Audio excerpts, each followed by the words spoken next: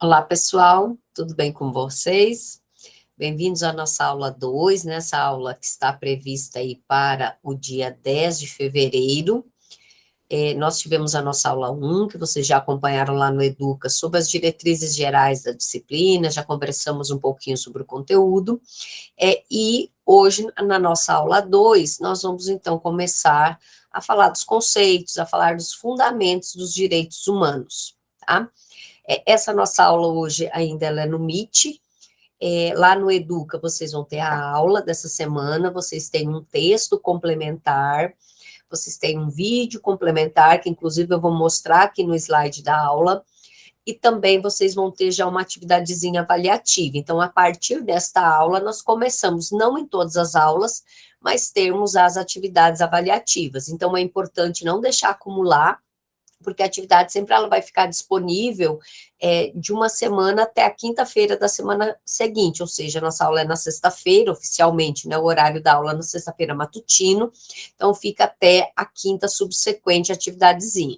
Essa primeira atividade nos moldes que vocês já conhecem da nossa disciplina, do semestre passado, valendo meio pontinho, que é para começar a aquecer, são algumas questõezinhas, tá? Então, lá na aba, vocês viram que mudou um pouquinho a cara, né, da aba ou da visualização do Educa.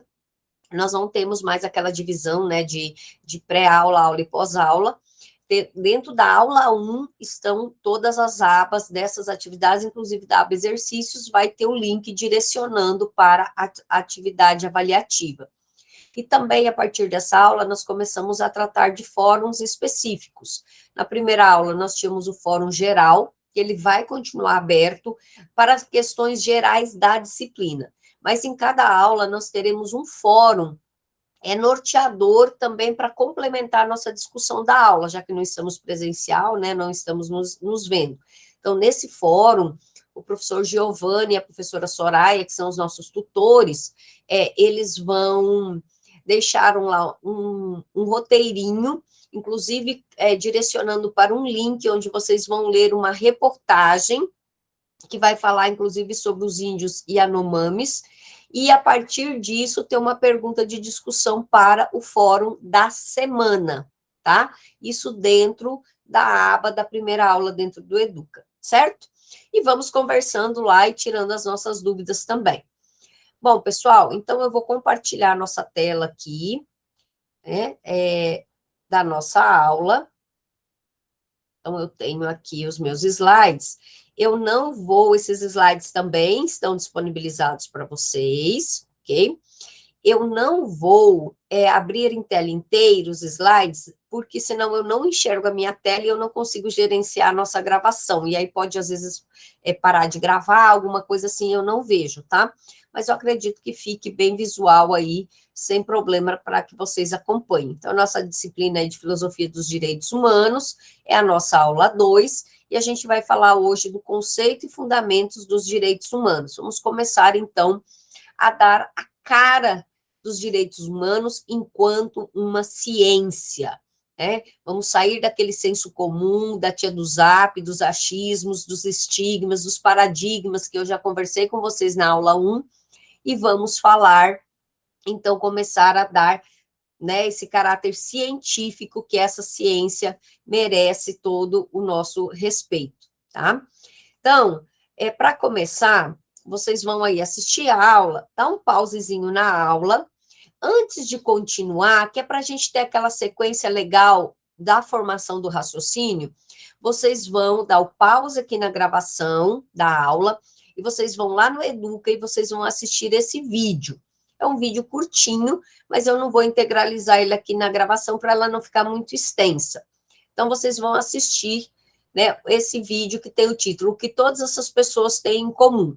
Assiste o vídeo e aí volta para a gravação, tá? Para que aí você, com o vídeo, você vai começar a compreender todo o raciocínio da aula de hoje. Então, faz parte dessa compreensão. Então, por favor, dê o pause, assiste o vídeo, volta aqui para mim, tá?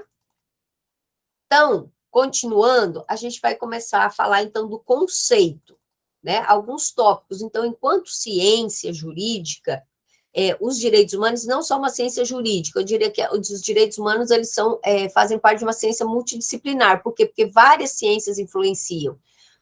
Obviamente, aqui a gente vai dar um pouco esse cunho mais voltado ao campo jurídico, mas a sociologia, a história, a antropologia, a filosofia, todas essas outras áreas do conhecimento vão fazer parte dos direitos humanos, ok? Então, os direitos humanos, a expressão direitos humanos, ela é ligada ao direito internacional público. Toda vez que a gente fala, então, de direitos humanos, a gente está falando de normas internacionais de proteção ao direito da pessoa, simplesmente pelo fato dela ser pessoa, que é justamente o que o vídeo inicial tratou para vocês. Então, quando eu falo de direitos humanos, eu estou falando de normas internacionais. Por quê? Qual é a diferença disso? Porque, ainda que um país não tenha disciplinado dentro do seu ordenamento jurídico, dentro das suas leis, específicas garantias, por exemplo, quando eu falo de norma internacional, quer dizer, ainda que não haja no país, a ONU, que é a representante aí, né, com seus signatários, a grande defensora, o sistema onusiano de proteção dos direitos humanos, ele tem a competência para intervir naquele país, ainda que ele não tenha uma legislação própria sobre determinado tema, por exemplo, ela poderia intervir para garantir os direitos fundamentais. Isso é muito feito em países com ditadura, por exemplo. Quando a gente tem casos de desaparecimentos forçados, onde quem está sendo acusado de promover esses desaparecimentos forçados, né, como nós também tivemos aqui, né, as pessoas simplesmente evaporam, né, desaparecem, ninguém tem notícias, como que a própria norma, se é o Estado, por meio do seu gestor, do seu governante, que está promovendo essa agressão, é obviamente que ele não vai se fiscalizar, ele não vai se punir. Então, o que nós temos? Os próprios organismos internacionais, eles têm essa competência para vir cobrar, né, a promoção, a proteção dos direitos humanos naquele país. Por isso que tem a norma de caráter internacional, tá? Então, direitos humanos sempre de modo global, de modo internacional. Obviamente, o ideal que se espera é que cada país tenha dentro da sua legislação, especialmente dentro da sua Constituição Federal, e aí não só, né, qualquer Estado democrático, dentro da sua Constituição Federal, tenha elencado esses direitos humanos na sua própria legislação, né, tenha como proteção os direitos humanos na sua própria legislação. Mas para diferenciar essa norma internacional da norma interna de um país, os direitos humanos, quando eles são integralizados ao direito interno, eles, de certa maneira, mudam de nomenclatura, mudam a terminologia e passam a se chamar direitos fundamentais. Então, olha o que verifica o nosso esqueminha aqui, ó. Os direitos das pessoas, pelo simples fato de serem pessoas, se dividem dentro de um Estado, são chamados de direitos fundamentais, e de forma internacional são chamados de direitos humanos, tá?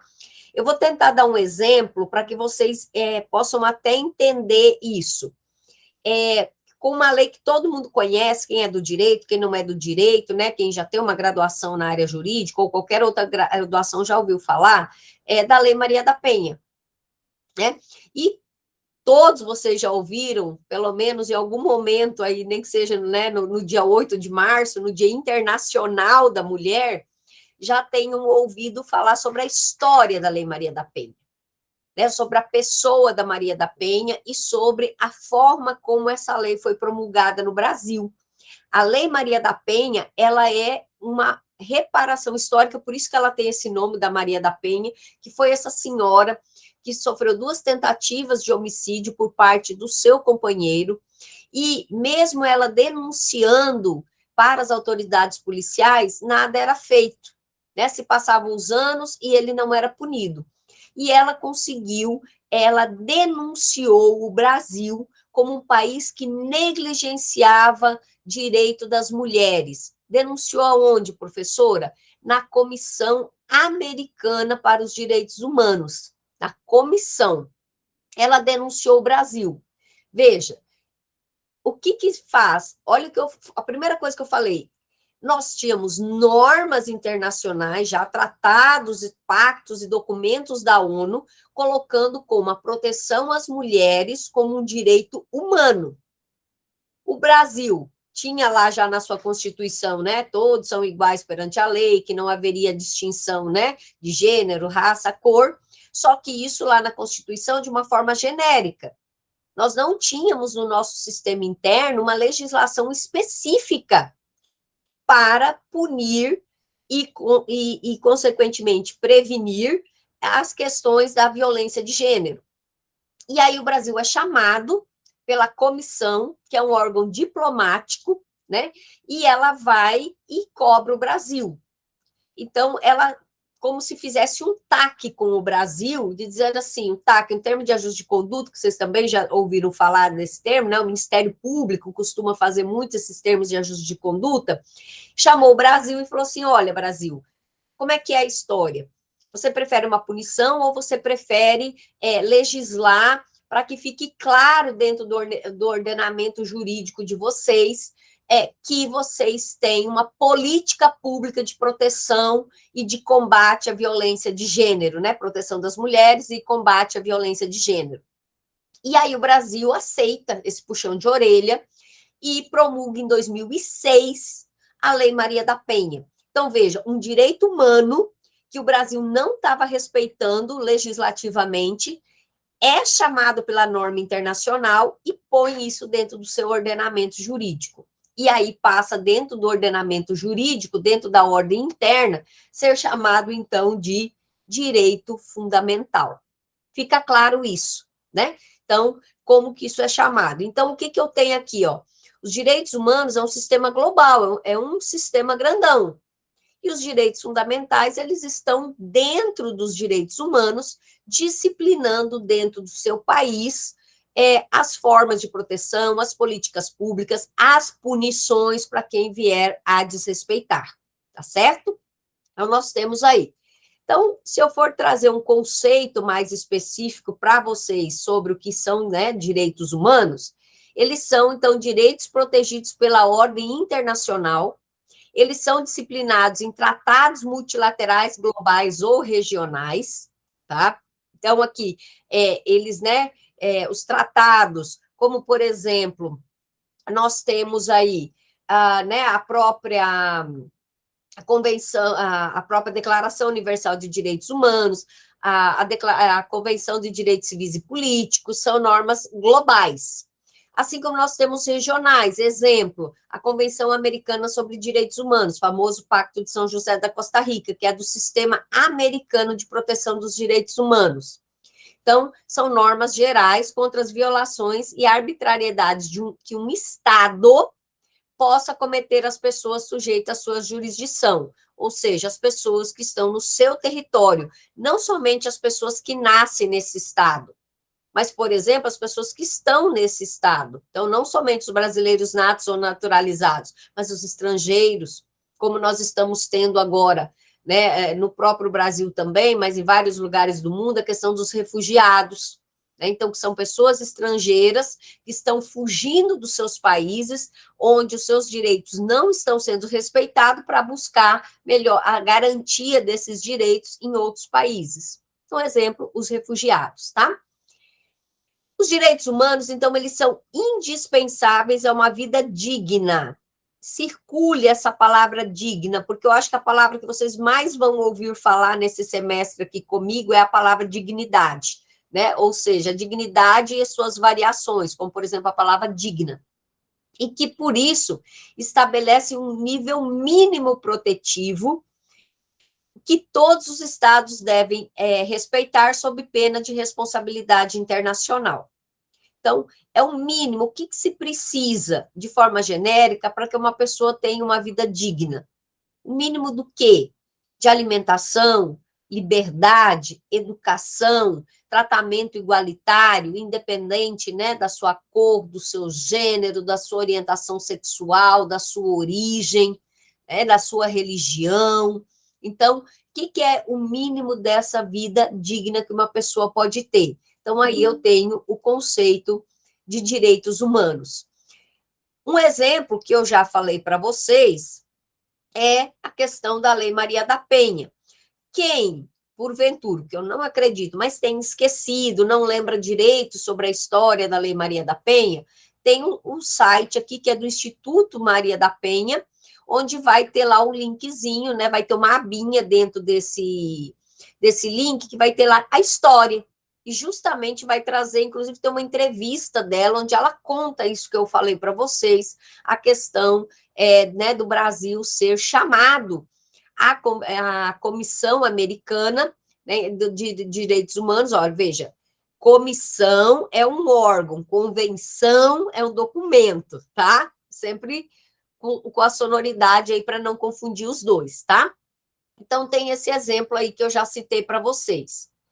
E esses instrumentos normativos, né? Onde que então está essa diferenciação de direitos humanos, né, gente? Onde que isso começa a estar disciplinado? Então, eu tenho aqui documentos gerais, por exemplo, né, sobre os direitos civis e políticos e também a Convenção dos Direitos Econômicos, Sociais e Culturais. A gente vai estudar esses dois documentos. Por quê? Esses dois documentos que o Brasil recepcionou dentro do nosso Estado, eles são a primeira norma da ONU que vai dar sustentabilidade à Declaração Universal. A Declaração Universal, como o nome já diz, ela é uma declaração. O que isso significa para dizer que ela é uma declaração? A declaração, ela declara direitos, né? Então, ela declara os direitos de forma mais genérica. Então, lá, eu tenho direito à vida, mas né, de forma sempre genérica, a igualdade, mas igualdade como, gente? Né? Então, assim, como igualdade? Olha, quando eu falo, então, de direitos civis, eu estou falando que como que essa dignidade, como que essa igualdade vai se traduzir. Um exemplo, que toda pessoa tem o direito a um nome. Então, ela tem o direito do seu reconhecimento enquanto pessoa por um nome.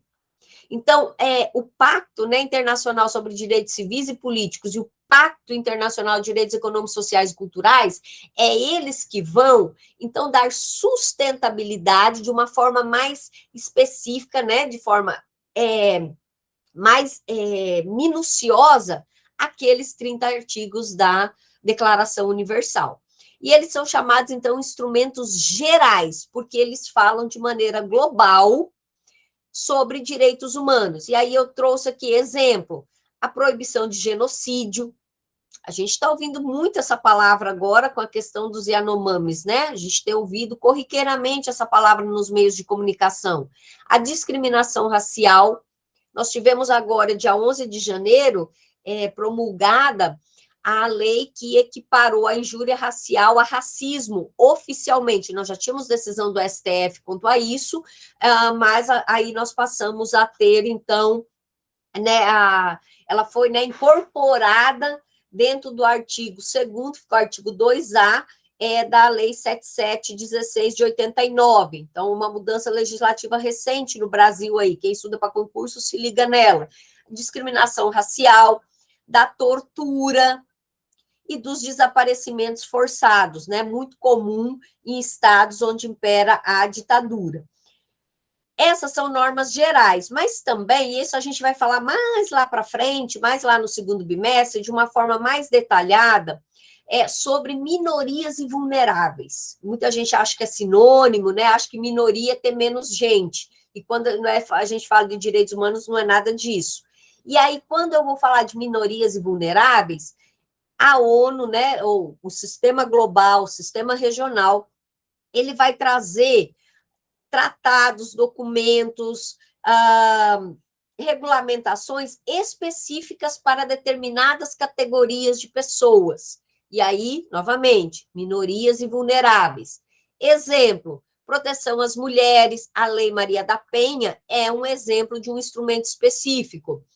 O dos idosos, o Brasil, né, temos o Estatuto do Idoso, o Estatuto da Criança e do Adolescente, dos povos originários, a questão das pessoas com deficiência, onde nós não temos, um exemplo, onde nós, por exemplo, que ainda o Brasil é um país ainda muito vulnerável legislativamente sobre os direitos LGBTQIA+. Então, nós já temos alguns documentos a nível global e internacional, portanto, de direitos humanos, mas quando a gente fala de internacionalização desses direitos, nós ainda somos um país que ainda temos pouca legislação específica. Nós já aceitamos, né, o casamento homossexual, o casamento civil, isso é uma conquista. Nós temos, né, pelo STF, equiparada à homofobia dentro dos crimes de racismo, por estar ligada à questão de preconceito e discriminação. Mas, por exemplo, nós não temos lei. A homofobia, ela não é um crime tipificado, ela é um crime equiparado por uma decisão do STF. Percebe? Quando eu falei de direitos humanos, direitos fundamentais, como aparece bem isso quando a gente fala de LGBTQIA+. Então, enquanto nós temos já legislação específica para a proteção de direitos das mulheres, idosos, crianças, pessoas com deficiência, legislação específica de proteção aos povos originários, quando a gente fala de pessoas LGBTQIA+, ainda nós temos pouca coisa. Da mesma forma sobre os refugiados. Nós somos um país fronteiras abertas, recebemos refugiados, mas nós não temos legislações específicas de proteção. Então, assim, hoje, como nós estamos tendo essas pessoas, assim, as defensorias públicas, elas estão criando cartilhas, elas estão criando normas internas para como vão tentar auxiliar. Por quê? Porque a primeira coisa que essas pessoas precisam é ter reconhecido o direito de estar no país, ou seja, elas estarem legalmente, porque elas costumam entrar de forma ilegal. E aí elas não têm os seus direitos mínimos garantidos, como, por exemplo, tirar uma CTPS, uma carteira de trabalho, para poder ingressar no mercado de trabalho, de ter uma assistência pública gratuita de saúde. Então, também é uma área que nós caminhamos ainda para termos uma regulamentação, tá? Então, nós temos aí, como eu disse, sistema geral, esses pactos, declarações, convenções, tratados que já são consolidados de forma geral e também essa documentação de forma específica para proteger grupos de minorias e vulneráveis, que a gente vai estudar lá no segundo bimestre de forma separada, inclusive. Como eu disse para vocês, né, o artigo 1º já vai falar sobre justamente aquela palavrinha que eu falei que vocês mais vão ouvir falar, sobre dignidade. Todas as pessoas nascem livres e iguais em dignidade e direitos. São dotadas de razão e consciência e devem agir em relação umas às outras com espírito de fraternidade. Veja, no 1º artigo da declaração, já logo eu tenho todas as pessoas nascem livres e iguais em dignidade e direitos. A palavra que mais vocês vão ouvir falar, dignidades e direitos. Isso faz parte do rol de princípios basilares. É um tripé que vai alicerçar tudo que a gente fala de direitos humanos. Primeiro deles, então, de forma separadinha, inviolabilidade da pessoa. Ou seja, o corpo da pessoa não pode ser violado, ou seja, de forma a impor um sacrifício de uma pessoa em razão de um outro indivíduo. Não pode se retirar um órgão meu de forma involuntária, sem o meu consentimento, para uma doação, por exemplo, de um rim. Então, não pode, né? O meu corpo é inviolado. E aí nós temos, por exemplo, isso traduzido muito na legislação penal, que nós estudamos semestre passado. Quando alguém agride alguém corporalmente, crime de lesão corporal. Por quê? Porque o meu corpo é inviolável. Quando a gente há os crimes sexuais, né? O que os crimes sexuais, eles agridem? A dignidade sexual, porque o corpo da pessoa é inviolável, certo? Segundo, a autonomia da pessoa, e aqui agora vamos aí, né, ligar a chavinha. A autonomia está ligada ao quê? À liberdade. Então, eu tenho autonomia, eu tenho liberdade para exercer qualquer conduta. Mas veja que tem uma vírgula e tem, ó, desde que. Desde que, entretanto, contudo, todavia, mais. O que isso está dizendo? Você tem liberdade, mas a sua liberdade, ela não pode ser utilizada para prejudicar terceiros. Ou seja, para violar direitos de terceiros. Acabamos de falar de violência, por exemplo, lesão corporal.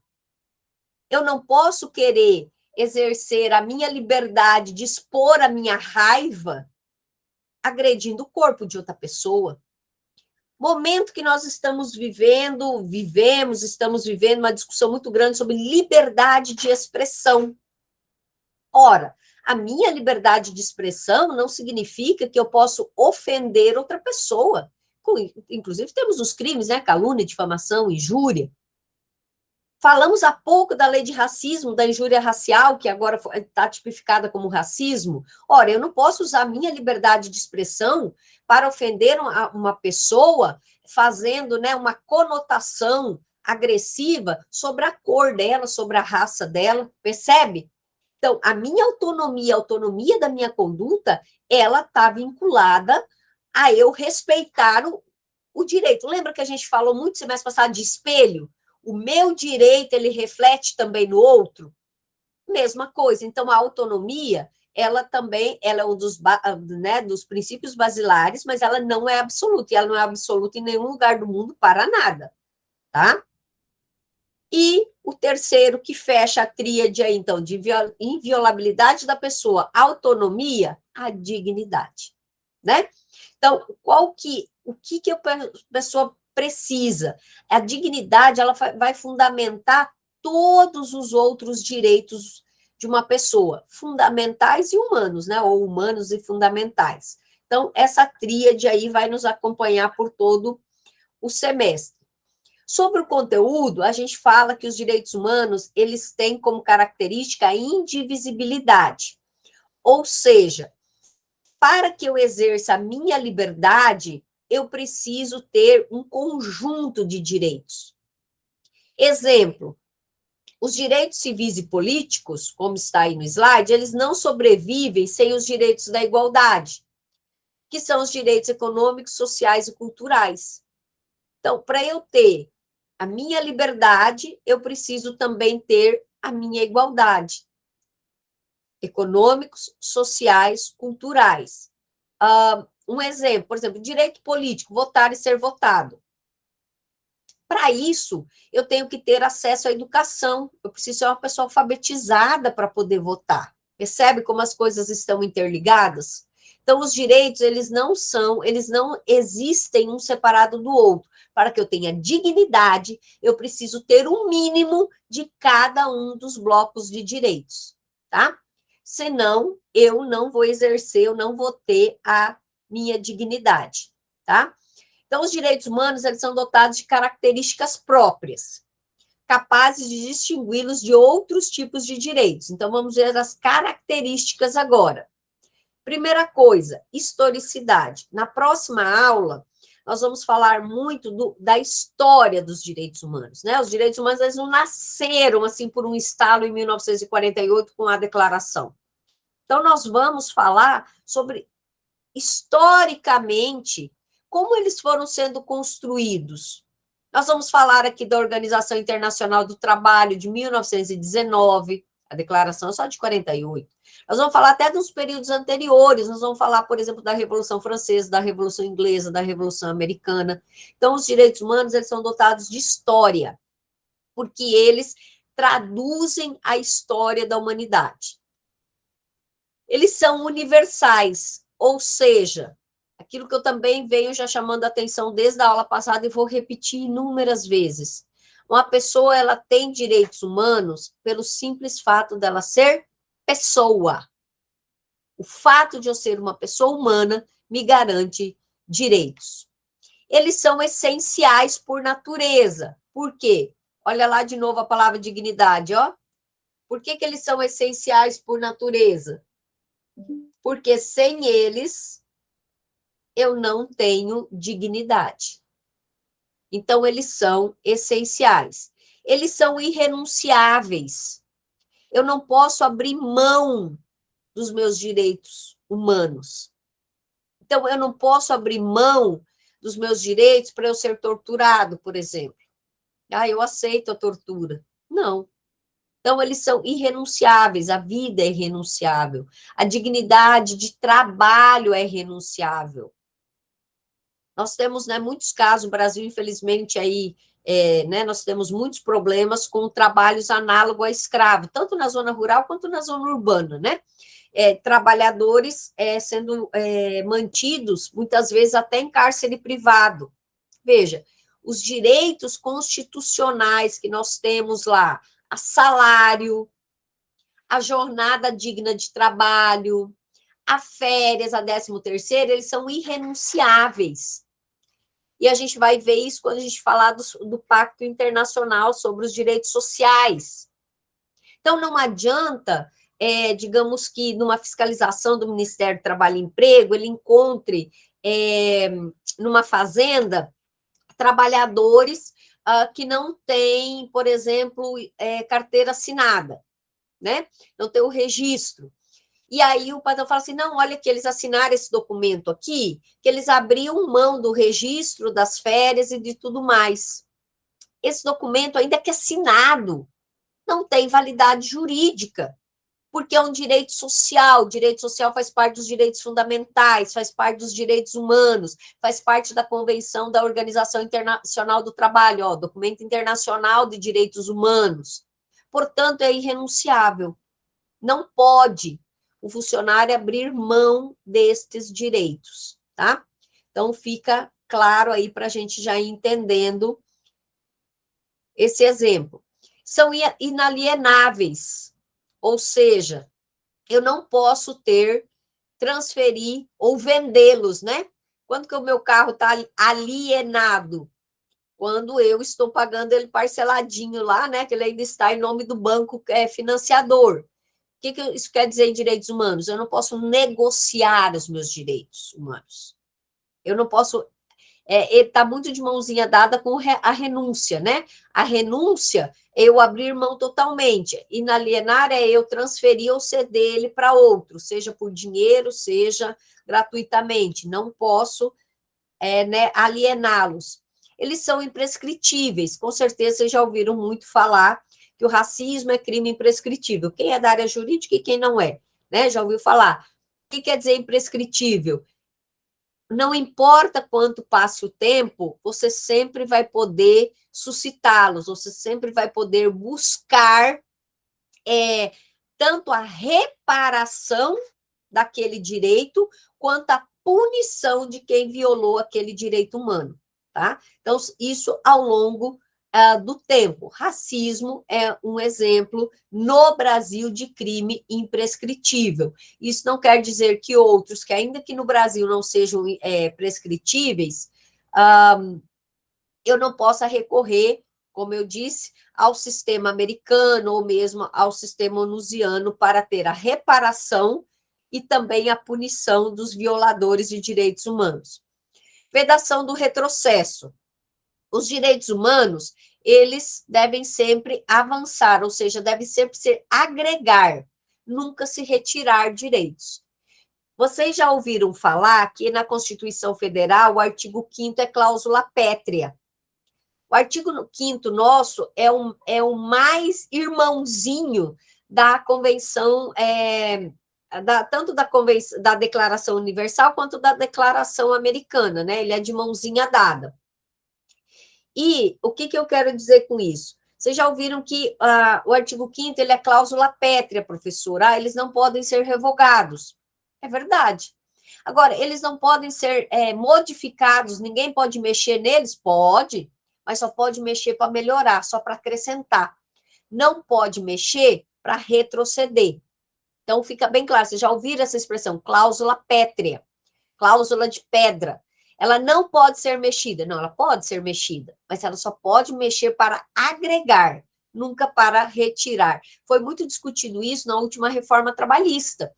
Se aquelas reformas, né, a reforma que teve lá com algumas modificações, se ela feria ou não a questão da vedação do retrocesso de cláusulas pétreas para direitos fundamentais, vale o mesmo raciocínio quando eu falo de norma internacional, direitos humanos, tá? Ou seja, sobre a interpretação, então, como essas normas, elas têm que ser interpretadas? Elas sempre devem ser interpretadas conforme o privilégio dos direitos humanos, tá? Então, sempre a gente vai ter as normas internacionais e os estados signatários, eles precisam se adaptar às normas internacionais. Isso aconteceu, por exemplo, com o Estatuto da Criança e do Adolescente. A gente vai estudar lá para frente um pouquinho da história do Estatuto lá da década de 90. A ONU, por meio da Unesco, que é, né, o órgão dentro da ONU que trata da proteção dos direitos da criança e do adolescente, ela cria, né, uma convenção própria sobre isso. No Brasil, vigorava ainda o Código de Menores, que, na verdade, o Código de Menores, ele só trazia punições para menores que viessem a praticar infrações ou crimes. Aí não se falava de direitos. E aí eu passo a ter uma norma internacional, Brasil signatário da ONU, portanto, o Brasil ele é forçado a quê? A rever a sua legislação sobre direitos da criança e adolescente, e aí vem o Estatuto da Criança e do Adolescente, que ele vem muito mais para trazer de forma explícita, expressa, os direitos das crianças, e não as punições para as crianças, tá? Só um exemplo bem raso, porque lá na frente a gente vai falar disso de uma forma um pouco mais detalhada e complexa, tá? Sempre deve ser aplicado o quê?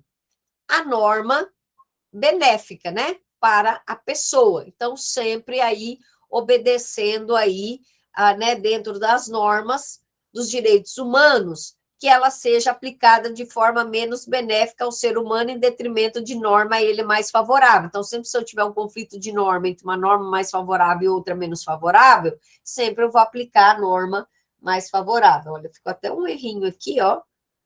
Já vou apagar aqui, que é para não... Depois vocês fazem o xizinho lá no slide de vocês, tá? Para que não fique isso lá no meio, ok? Já estamos finalizando, tá, pessoal? Então, a interpretação aqui sempre deve seguir, quando eu tiver dúvidas, sempre o entendimento aí dos tribunais internacionais. No nosso caso aqui, nós seguimos qual tribunal? A Corte Interamericana de Direitos Humanos, tá?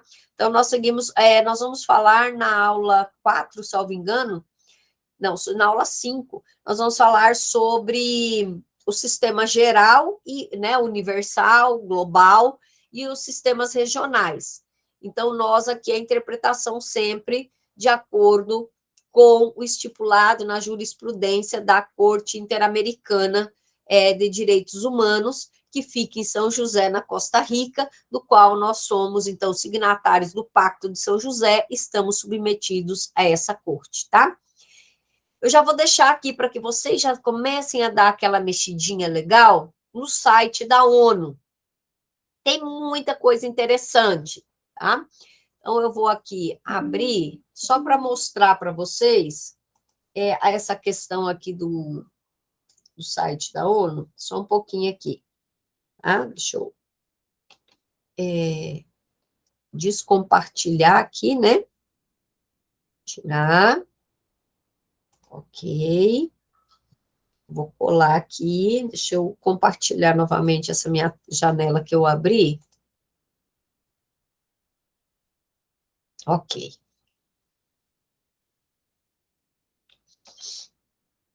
Tá?